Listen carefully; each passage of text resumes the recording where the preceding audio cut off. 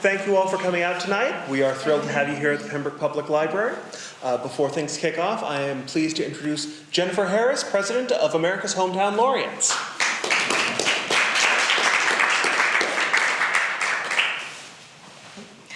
Thank you, Peter, and welcome everyone to Pembroke Public Library. This is the first time I've actually attended a poetry reading here, so I'm excited.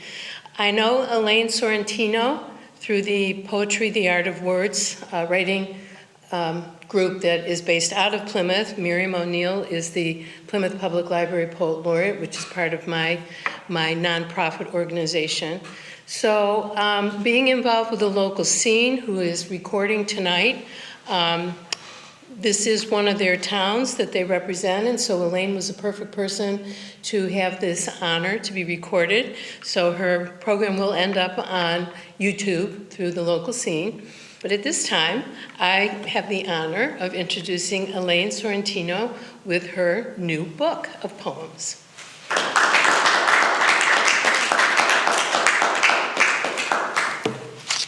Thank you, Jennifer, and thank you to Pembroke Library for inviting me to come and share my poetry. Thank you to Peter, I think he just left, and to the director, Julia Nee. And I hope that what you hear tonight stirs up some good memories of childhood and family and all. So 10 years ago, writing this book of poetry was not even a blip on my radar screen. I was, and I still am, working at Social Conservatory, and before that, I'm the communications director, but before that I was working for the Hingham Journal and the Quincy Sun, so most of my work, it's always been writing, but most of it has been journalism, and it's always been about other people, so this is a little different. But I always tell this story about my Aunt Peggy. She would never say that she was a poet because I actually could only find one poem of hers that was ever published. But you know, the fact that she was writing poetry at all means that she's a poet. And when she passed away in 2012, my mother got her house, and we were going through her house, we were cleaning things out, and she had been reciting poetry to us for years, but like it was in her head. None of it was written down. As we were going through drawers and through books, we found notebooks of her poems, little scraps of paper that had her poems on it. And I felt like it was something that belonged to her family. So I took everything that I could find, put it in a book, and sent it out to her brothers and sisters and nieces and nephews. And just the act of doing that made me realize I wanted to tell my story that way in these just little snapshots. They don't have to be big, long books. It's just this happened, this happened, this happened. And I also realized that there are a lot of things in our lives that probably never come up, like when you're talking to your children. They just don't come up in conversation. And I have stories, you know, my grandparents, things that happened when I grew up. So anyway, that's what inspired me to start writing poetry. And at first, it was just for my two boys, and then it took off.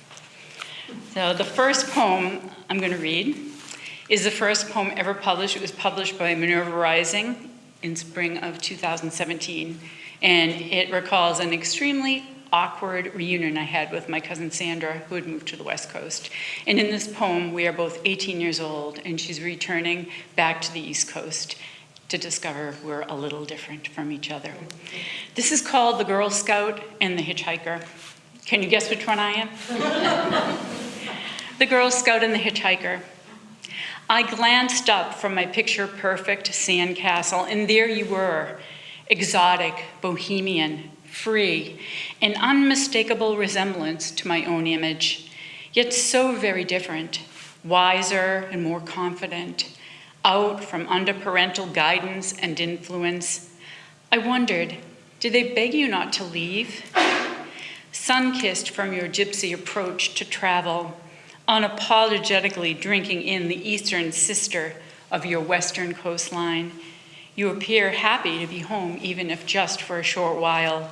We knew it would not be long, for your spirit was unbridled, fashioned for adventure. We all knew you couldn't possibly stay. Your appearance on the shore that day made me feel 12 to your 30, the people pleaser and the rolling stone. I longed to be you, the one wearing fishnet stockings, not the one still sporting schoolgirl knee socks, a cooler, hipper version of humdrum me. Your self-assurance said, I don't care what you think. This is who I am. I'm being true to myself. Similar to legendary Patty and Kathy, our outward appearances matched, but in that moment, we were different as night and day. There I was, tweezed and plucked, shaved and lightened, certain that without these alterations, I was unworthy. While unencumbered by razors or tweezers, you traveled light, no fuss, only your thumb and your smile carrying you state to state. After you left, I took my feet and head out of the sand, and after throwing away my knee socks, concluded that perhaps my sandcastle wasn't so perfect after all. So that was a real eye-opener. Moving from journalist to poet, it meant giving up a lot of the inclinations I had. All of my training as a journalist says, tell them all the details. Mary here understands what I'm saying as a journalist herself.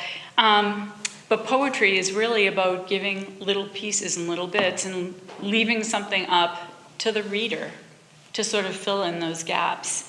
So the two best pieces of advice I have had were don't wrap it up with a bow, which of course was my inclination as a journalist, and stay in the moment.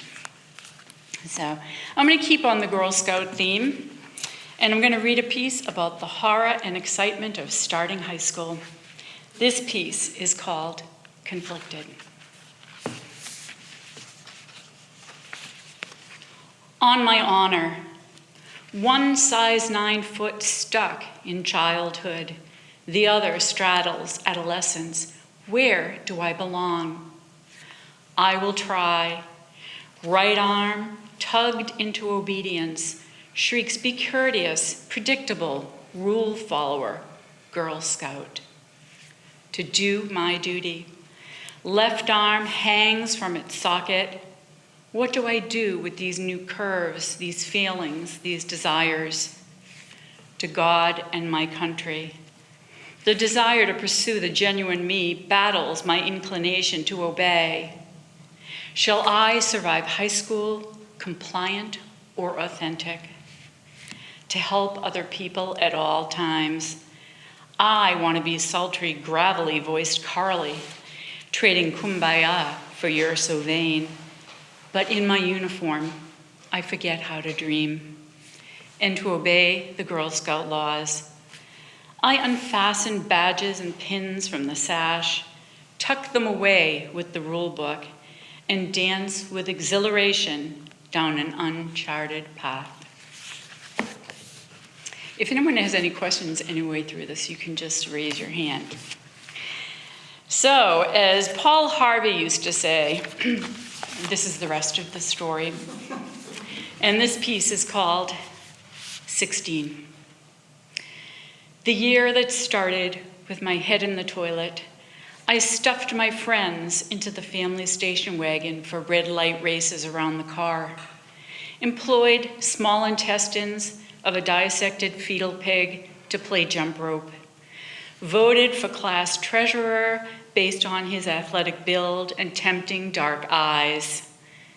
Unlike today's teens who endure unspeakable loss, I was neither civic-minded nor issue-driven, oblivious to the turbulence of Watergate, the horrors of Vietnam and Cambodia, content to shimmy into form-fitting gowns, curl my long cascade, apply lip smackers, and party with friends at homecoming. When I did my very first public reading, I had been part of a poetry circle for a while, but I had never gotten up in front of a group to read. And the first one I did was in 2019 at the Ventris Library. And after I finished that reading, this woman came up to me and asked me for my book. And like me, she'd grown up in a French-Canadian household, and she could relate to my stories. So at this point, I hadn't published enough poems to fill a collection, so I ripped the page out of my book and sent it home with her. And I thank her for making me think about putting together a collection. That's the point where it all started. It took me 5 years to complete, but I will just never forget that woman who came up to me. I was so grateful. Here's a poem about my French-Canadian grandfather. And my grandfather always took the boys, the grandsons could go fishing into Red Sox games, but he never took the girls because we were, girls. But we did discover something we could do together, and this is learning how to eat lobster with Grandpa. We bonded over dismantling defenseless boiled shellfish, sucking Lando legs off our fingertips. Our 53-year gap closed the moment we fastened on plastic bibs with giant lobbies on the front, and he launched into crustacean instruction with his rich French-Canadian accent. Steakhouse onlookers absorbed his meticulous tutorial, imitating him as he twisted off each tiny leg, bid farewell to the thumb shell, and dipped the delicacy into melted butter. He relished each luxurious bite, blissful even as bits of meat flew off my pick and into his lap, unbridled laughter erupting from both sides of the table. From flying lobster, let's move on to poems about being a mom, which is the best job in the world, by the way. This first piece is called Irish Twins, and it is absolutely about the sin of omission. Irish Twins. When folks inquire about my children, I tell them I was 27 when I had my first, 29 when I had my second. This is not the whole story. I failed to share their birthdays are 7 weeks apart, or that mine is sandwiched in the middle, because 2 years is a more respectable gap than 13 months and 3 weeks. I omit the part about passion born out of our Red Sox in the '86 World Series, the excitement of witnessing victory after victory, interrupted when Buckner and Mother Nature surprised us both. This next piece is about motherhood as well, and this is called Thieves. It is not in this collection, though. Thieves. O thieves of my heart, whose unborn hands and feet drum in protest inside my womb when I strike typewriter keys. Your rebellious opposition seals the love deal forever. Little thieves whose sleepy eyes find mine at the 1 a.m. feeding and pause long enough to flash a milky, toothless grin. There's no turning back now. I have tasted the nectar. Cherished thieves of my heart, whose first words and steps inspire a flurry of announcements and late-night grandparent visits. It's hard to discern what's stronger, the pride or the love. Daring thieves on rocking horses who decide cowboy boots are stylish with shorts, yet ridiculous with pajamas. I am undone by your cuteness and independent thinking. Curious thieves of my heart who, seeing their mother's tears, interrupt their playing time to inquire if I am raining. I cannot help but smile. Your words, such a blessing. Pure-hearted thieves who believe their loving God will bat their escaped balloon back down from heaven. How I wish you never lose that childlike innocence. Teenage, almost men thieves, whose music fills our basement as fellow musicians join in for weekly band practice. I embrace every strum, every beat, knowing I'll miss you when you're gone. Grown-up thieves of my heart, who set aside guitars and drums for engagement rings and mowers as they start their own lives. May you find the joy of losing your heart to a thief or two. So who hasn't played Candyland and seen a child melt down because they drew Plumpy the Troll? This is Lessons from Candyland. My 3-year-old sobbed each time we played Candyland and he drew Plumpy the Troll. The fuzzy oaf sent him tumbling over the road's blues, reds, oranges, purples, back almost to where he started his climb, as crushing to him as keep out in front of a candy castle the moment that he thought he'd triumphed. Are we ever too young to learn there are things in life beyond our control? And here is the last one about motherhood, but it's really about a moment of ungratefulness. This recently appeared in Cool Beans Lit, and it's called National Daughters Day. I was content to be a boy mom. Guitars and drums bellowed from my basement. Cub Scouts and Little League uniforms dangled from doorknobs. Skateboards and trail bikes shacked up in my shed. But all those smiling posts, mothers and daughters twinning, 2 peas with the same DNA yesing the dress in unison, for the moment, I feel robbed. Time has flown for bearing a mini-me. But how can I forget my teen son begging me to watch Gilmore Girls with him, profoundly aware it would store my soul. His sibling phoning for dating advice, seeking consolation after a breakup. My soon-to-be daughter-in-law urging me to help select the gown. I am mortified by my short-sightedness. We're going to move on to a different topic. When my grandma, who is my mom's mom, when she passed away, there was a split in the family. And for 6-year-old me, this meant I couldn't see my cousin Sandra, and I did not understand. Ironically, Sandra has become my writing collaborator all these decades later. We discovered in our 50s that we were both living parallel lives on separate coasts. So she's now my collaborator. And she didn't know the whole story about the family split until I wrote this piece. And this is called Teacups. Teacups. My 6-year-old face appears disfigured, squished against the glass door, anticipating my uncle's long, dark, green car screeching into our driveway, delivering my daring, dark-haired cousin, the one who livens up Christmas dinner with rock and roll drumming while her parents silently eye-roll. I continue my vigil, tapping on the glass with my new Penny Bright doll, decked in her red and white dress, bow atop her head, prepared for introductions until my mother spies me, and in her gentle way delivers the crushing news. Sweetie, she's not coming this year. The same heavy sadness that moved into our house when Grandma died, amplified after siblings' disbelief of nothing to divide but teacups and photographs. Just make up with him, my teary scream.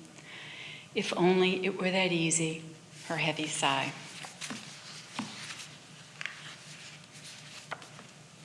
As mentioned earlier, I have a journalism degree from Suffolk University, and it was in journalism class that I read my first true crime book, and I was just amazed that a writer could recreate something so violent, I guess I would call it.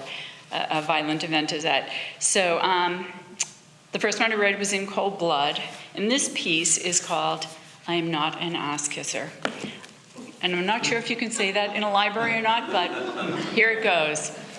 I am not an ass kisser in honor of Truman Capote.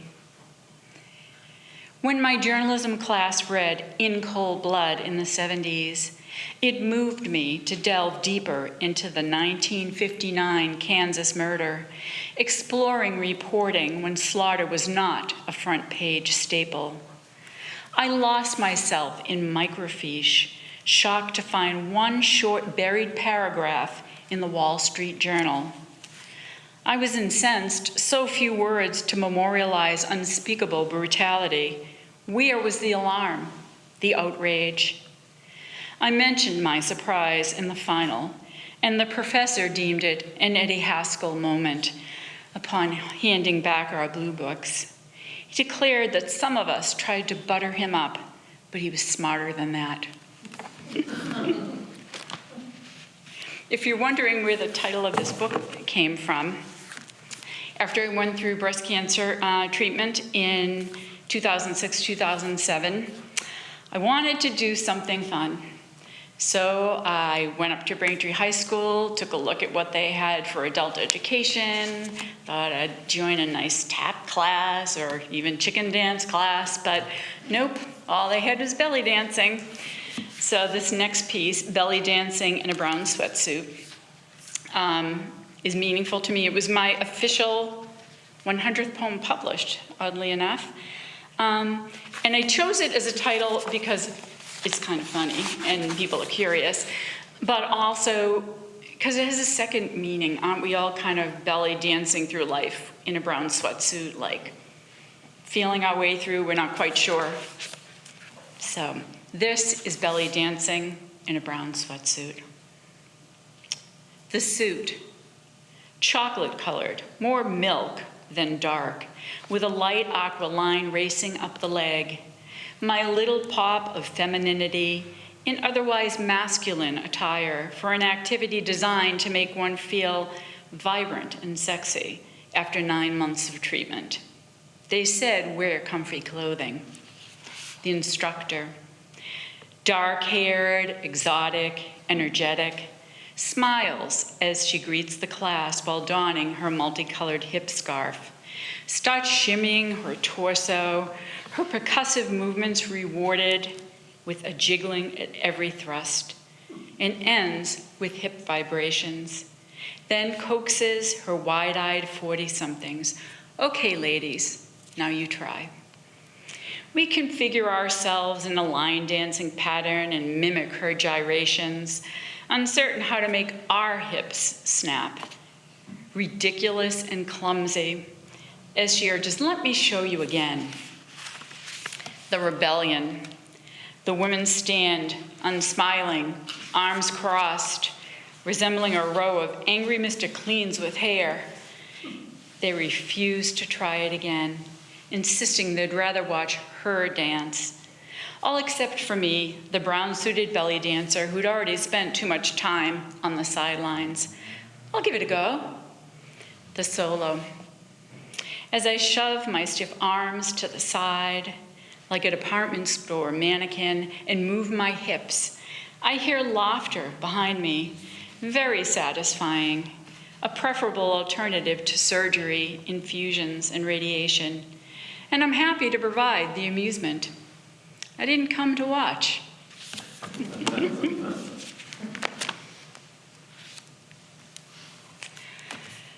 So the journalism part has carried me along here. I like to write carnivant poems. It kind of helps me process what's going on in the world. After the Sandy Hook shooting, it was suggested that we arm teachers. And at the time, I was spending a couple of hours a week in our social conservatory pre-K class. I was teaching culinary arts and literacy. So this hit pretty close to my heart. So this next piece is my response to the call to arm teachers. And for those of you who feel a poem is only a poem when it rhymes, this one's for you. It's the only one in this collection that rhymes, and it's called Hands. My hands, my blessing hands, caressing hands, finessing hands, my hands made for undressing hands, gentle, unafraid. My hands, my kneading hands, my pleading hands, my feeding hands, my interceding hands, passionate and sure. My hands, my guiding hands, deciding hands, delighting hands, my fashioned for providing hands, grateful for their breath. My hands, my shielding hands, my healing hands, unyielding hands, these peaceful, line-scrawling hands will never draw a gun. So this next piece is another current event poem. It does not rhyme, so. When Tina Turner died in 2020, I read a lot about her, and I was just amazed at her journey, and I just felt like I needed to write something about it. So this piece actually lives on a site called New Verse News. It's called Things Easier Than Marriage to Ike. Sprinting across the 130 in the dead of night, the leggy legend with infectious charm turned trauma into triumph, swapped bloodied and beaten for surviving and thriving in an act of self-preservation. She dared to be the needle that pricked the heady love team balloon. Indestructible Tina in leather and denim, scrubbed toilets, scaled the Eiffel Tower in heels, unearthed her pain instead of maintaining her 16-year limelight lie, transforming 36 cents and inconceivable drive into the queen of rock. Self-love, that second-hand emotion, had everything to do with it. Buddha offered nirvana. When the shine was off the penny, she was at peace slowing down, asking her devoted public not to disturb her before noon. This next piece speaks of something that unfortunately we have all experienced, and it is loss.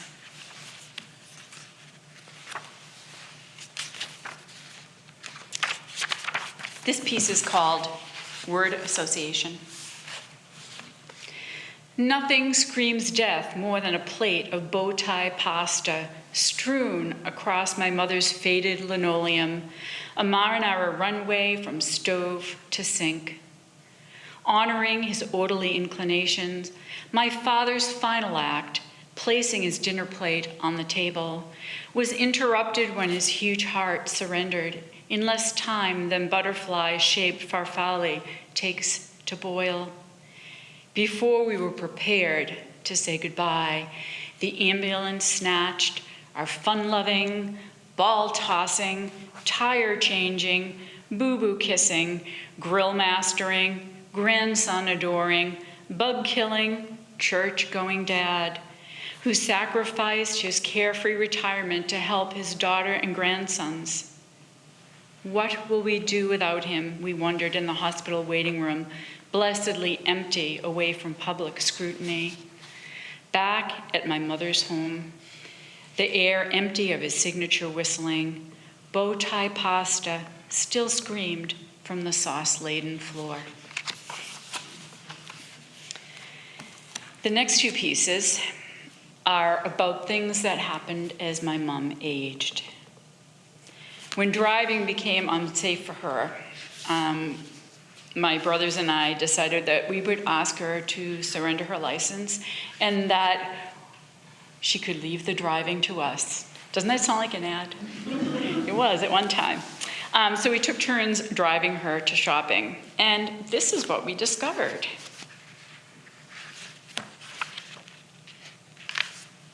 This is called Grocery Shopping with Mom.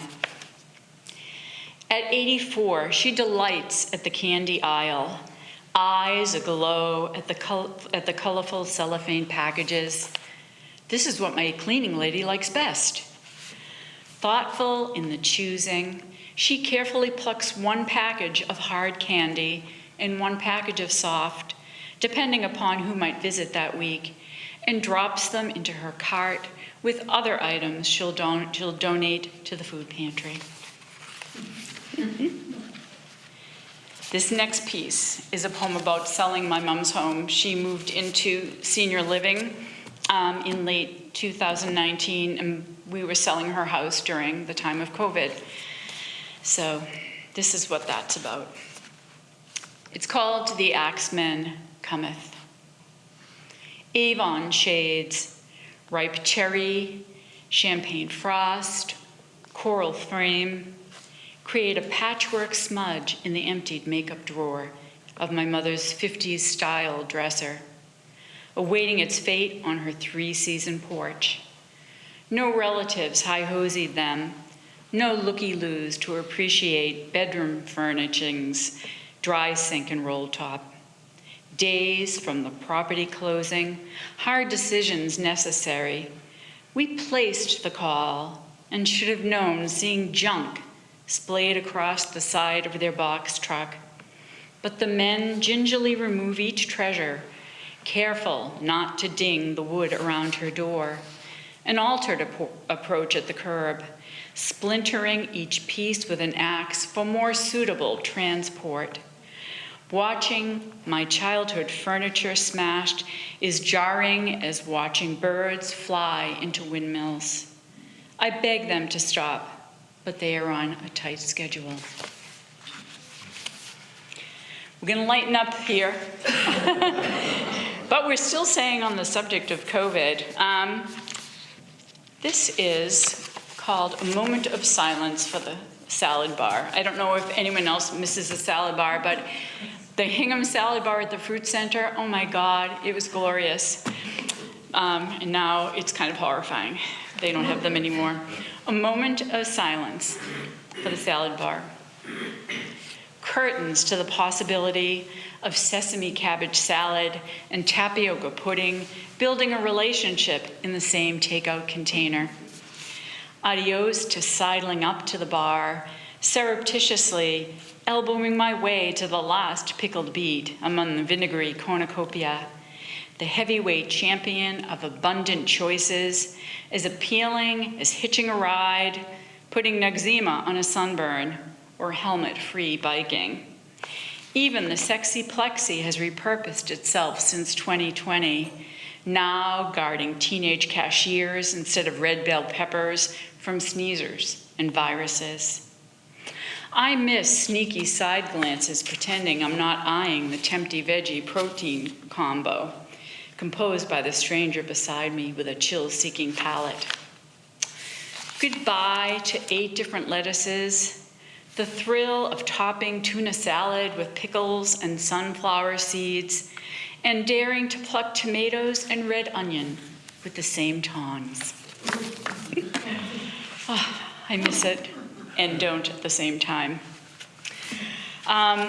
I love the summer. I'm sure everyone else loves the summer. What the warm weather means that you have the freedom to walk around shoeless and can sit on our deck and watch wildlife walk or fly into our yard. Since we moved to Pembroke in 2012, we have enjoyed this the most, just the space. Next door to us, there are farm animals that wander into our yard every once in a while.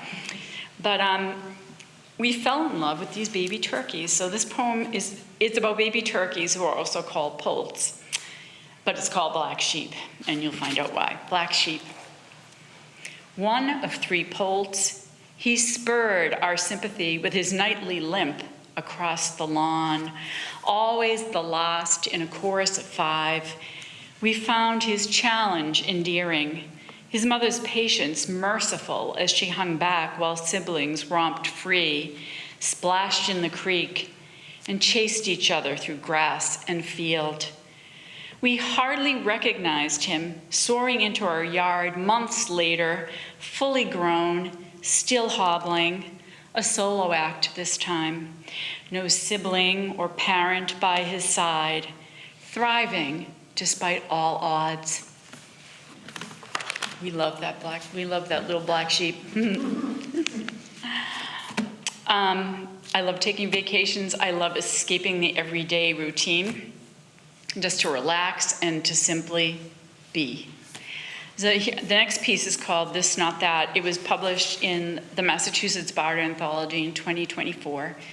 And this explains how I feel about vacation time. This, not that. If vacation time is finite, I choose not to squander it on asphalt, seeking sanctuary away from the hand of man. I'll take the eerie wail of the loon over the ding-ding of arcade rooms, hammering turnstiles, roller coaster riders shrieking with fear and glee. I prefer the racket of flapping wings on water or the penguin dance, back off. I'll take the sun's day-ending game of hide and seek, its splashy light show as it disappears over the Berkshires or behind Old Situate Lighthouse. I welcome the screech of an owl, the ripple of a brook, even the boom of thunder. Let me explore creation without the price of admission, awaken my senses, quiet my mind, paddle, pedal, or hike, then sit back and marvel without purpose or schedule. One of my favorite places on earth is Niagara Falls. You've probably all been there. It's indescribable. I feel like it's the very definition of the word awesome. This piece is called Spellbound at Niagara. The last time I knew innocence, I was surrounded by breathtaking, a steady boom over the falls, misting our awestruck faces. Confirmation we are mere specks in the realm of natural wonders. I could have lingered there forever, drinking in its mesmerizing thunder, unknowing balanced on the fraying thread between well-being and illness before scalpels, needles, chemicals made their grand entrance. Living in the presence of ferocious power, I could not get enough. So I have to apologize to my husband here. This next one is about you. Every summer, we rent a cottage in a lake so we can drink in beautiful views and swim and kayak. And my husband thinks he's a fisherman, but I'll let you be the judge of that. This piece is called Imitation. Shirtless, barefoot, slathered in sunblock, he stands rod in hand at the end of the dock, drinking in the pine smell, reminiscent of carefree summer days at Boy Scout camp, casting and reeling, reeling and casting, until he snags a largemouth bass and sets it free, then searches his clunky metal fishing box for a lure devoid of hooks and secures it to the pole so he can continue fishing without interruption. Now you see what I mean? Those of you who are friends with me on Facebook know that every Tuesday I post a haiku. And basically, a haiku, traditional haiku, is a 3-line poem, 5 syllables, 7 syllables, 5 syllables. But basically, it's simply getting a single thought across in as few words as possible. So it doesn't necessarily have to follow the rules. So, for example, this follows the rules, but is it a haiku? Don't you hate it when you're writing a haiku and you run out of sill? Haiku or no haiku?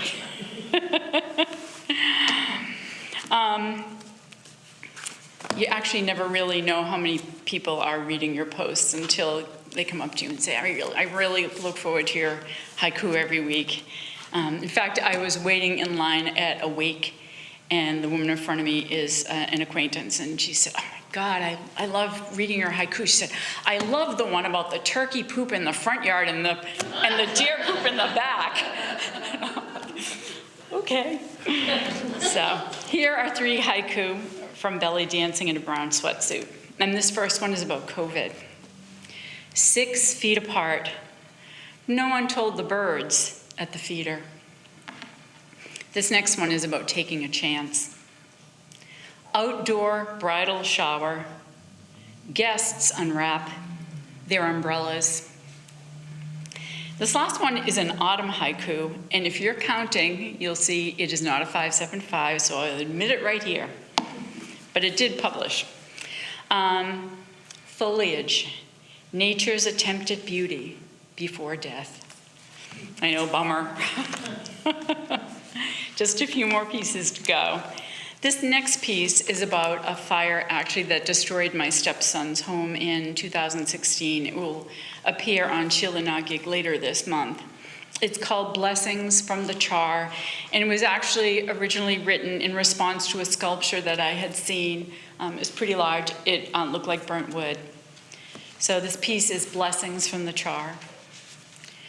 After flames licked the walls, danced up the stairs in a fiery tango of devastation, engulfed their vacant beds, a grateful community wrapped them in a shawl of compassion. Memories and milestones, teddy bears and timberlands, obliterated by the winter blaze that spared the donation shed, where for years they collected essentials to help those in crisis. When fate turned the tables, past recipients of rice, diapers, boots, placed their own feet in these scorched shoes, surrendering hard-earned greenbacks to ensure their benefactors had food in their bellies, clothing on their backs, and a place to throw their bones down. This family never expected anything in return, more than happy to help a neighbor. You'd be happy to know they're in a safer place now. They have a beautiful home, and no one got hurt, thank God. I'm reading this next one because my friend Eve told me it was her favorite poem. So, for over 20 years, I sang liturgical folk in churches in Braintree and Situate and Dorchester. And this piece is called Liturgical Folk, and the singing used to feed my soul. I loved it. Liturgical Folk. Harmony creeps like slow, silent ripples, a stone dropped in water, peaceful as a slumbering child, or first steps towards reconciliation. It is the release of anxiety at a friend's funeral, when the mind's desire to be the musical calming force conflicts with the uncertain heart. Can you deliver? It's the answer to petitions, the wave which sweeps your being, head to toe tranquility, God's comfort and assurance that ensuing notes escape soulful, melodious, and pure. That's for you, Eve. And just for fun, I thought I would throw in a poem about my Toyota Camry, which was my dream car until I owned it. This is called The Lemon. Before you rolled into my life, I dreamed of racing you around the block, feeling your ergonomic support on my back, allowing you to steer our relationship as we grooved to Maroon 5 on your Bose speakers. This economy girl longed for her taste of luxury and performance, fancying herself perched proudly on your armrest. When dream became reality, you clocked more hours with the mechanics at the dealership than with me. Yes, that car got hit 4 times in 18 months. So one time I walked out of work and there was a piece of another car hanging off the side of my car. No one stopped and left a note. The little calling card is this like eggplant colored car. It's probably driving around with a bumper or something. But anyway, I will end tonight's reading with the last poem in Belly Dancing in a Brown Suit, and this is called Legacy. After condolences have been accepted and teary-eyed guests devour the last eclair, my 2 boys will close the door, loosen their ties, kick up their feet, and pick up my orphaned computer to discover my secrets in verse. They'll discover sometimes I colored outside the lines. Thank you all for coming.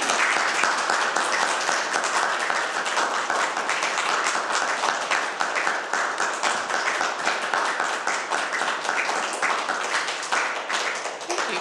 Does anybody have any questions, by the way?